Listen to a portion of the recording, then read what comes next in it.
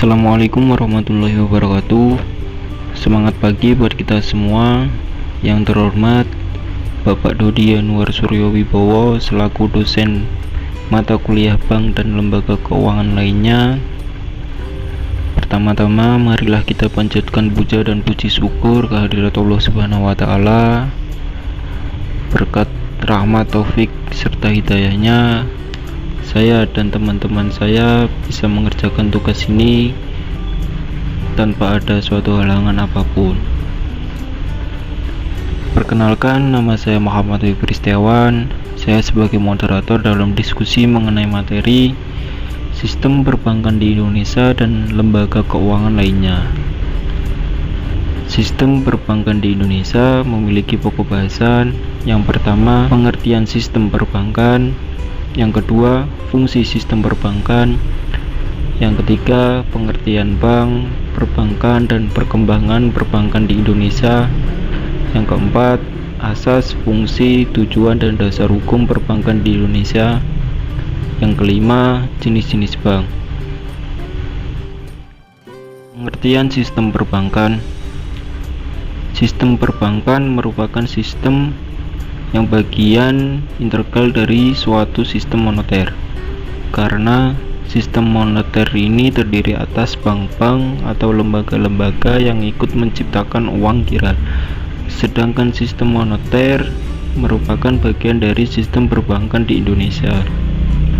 Sistem moneter di Indonesia ini terbagi menjadi dua, yaitu otoritas moneter,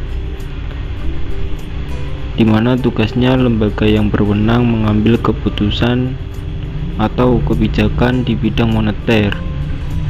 Yang kedua, BPUG, Bank Pencipta Uang Kiral, bank yang dapat menerima simpanan masyarakat dalam bentuk rekening giro. Fungsi sistem moneter dan perbankan memiliki 3 poin.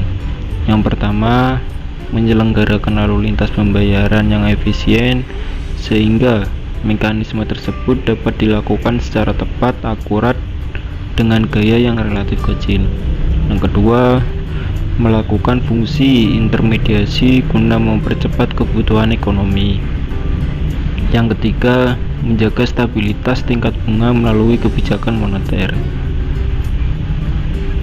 Selanjutnya, materi akan dijelaskan kepada teman saya.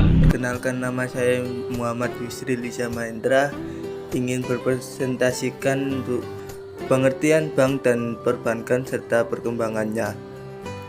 Pengertian bank, suatu badan usaha yang menghimpun dana dari masyarakat dalam bentuk simpanan dan menyalurkan dalam bentuk kredit atau dalam bentuk lain dalam rangka meningkatkan taraf hidup masyarakat.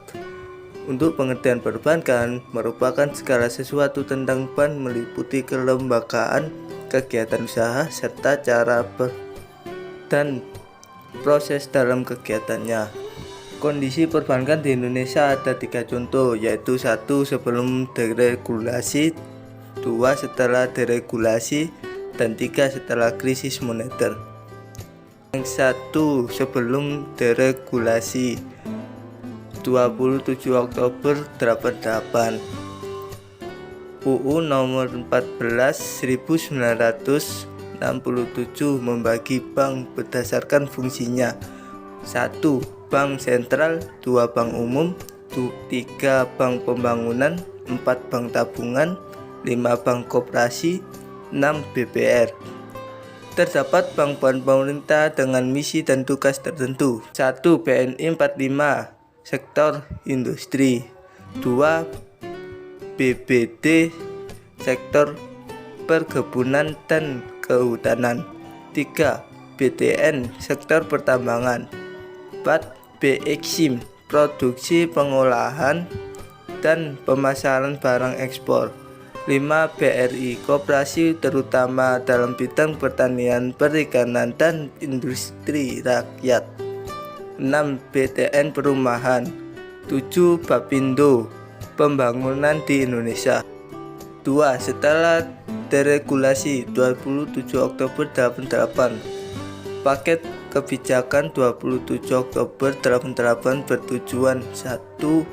untuk meningkatkan pengarahan dana masyarakat serta meningkatkan ekspor non migas dan efisien lembaga-lembaga keuangan dan perbankan serta pengendalian pelaksanaan kebijakan moneter dan pengembangan pasar modal.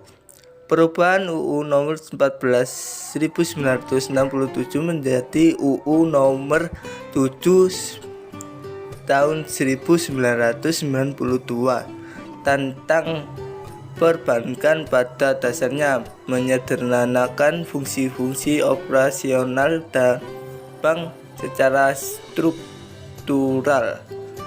Berdasarkan fungsinya, bank umum BBR, dan berdasarkan operasionalnya, bank konvensional, bank syariah, bank muamalat. Setelah krisis moneter, meningkatkan daya saing bank melalui 1. Penggabungan BDN, BBD, BEksim dan Bapindo menjadi Bank Mandiri 1999. 2. Ketentuan modal minimum 3 triliun rupiah. 3. Restrukturisasi sektor perbankan.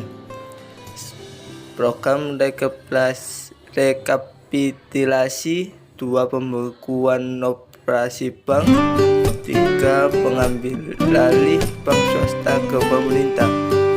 Melikuidasi bank bakar kurang dari 8%, banyak kredit macet.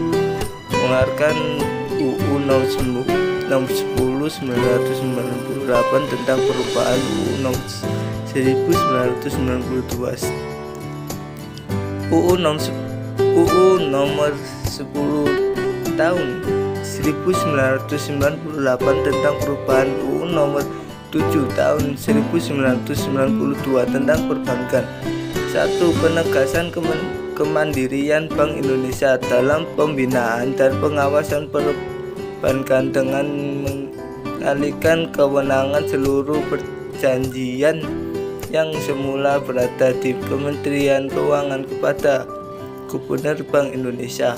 2. Pembentukan badan khusus sebagai pelaksana program penyihatan perbankan. 3. Perubahan cakupan rahasia bank untuk meningkatkan transparansi dan pengawasan tanpa mengurangi hak-hak kerahasiaan nasabah penyimpan. 4. Penyesuaian ketentuan pendirian dan kepemilikan bank, menghapus bank campuran. 5.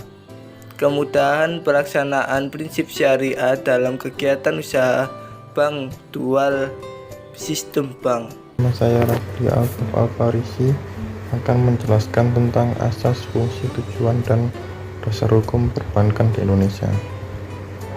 Asas yaitu demokrasi ekonomi dengan prinsip kehati-hatian. Fungsi yaitu penghimpunan dan penyalur dana masyarakat. Tujuan yaitu penunjang pelaksanaan pembangunan nasional dalam rangka meningkatkan pemerataan pertumbuhan ekonomi dan stabilitas nasional ke arah meningkat kesejahteraan rakyat banyak. Sedangkan dasar hukum yang pertama yaitu Undang-Undang Nomor 7 Tahun 1992 yang diubah menjadi Undang-Undang Nomor 10 Tahun 1998 tentang perbankan. Yang kedua, Undang-Undang Nomor 23 Tahun 1999 tentang perbankan. Kemudian pada penjelasan yang terakhir, saya Rizal Fahmi akan menjelaskan tentang jenis-jenis bank berdasarkan kepemilikannya. Di sini ada 5 poin. Yang pertama itu ada bank persero, yaitu bank yang sahamnya dimiliki oleh pemerintah Indonesia, baik keseluruhan ataupun sebagian. Contohnya seperti Bank Mandiri, Bank BRI, BNI, atau Bank BTN, mohon maaf. Jadi di bank bersero ini terkadang ada investor-investor yang datang investor-investor yang membeli sahamnya di Bank Mandiri, BRI atau lain sebagainya. Jadi Bank Persero ini sebagian dimiliki oleh investor yang memodalis atas berjalannya bank tersebut. Kemudian juga bisa jadi seluruhnya atau saham seluruhnya dimiliki oleh pemerintah. Kemudian pada poin yang kedua yaitu ada bank swasta nasional, yaitu dimana bank yang sahamnya dimiliki oleh swasta nasional baik seluruhnya atau sebagian besarnya.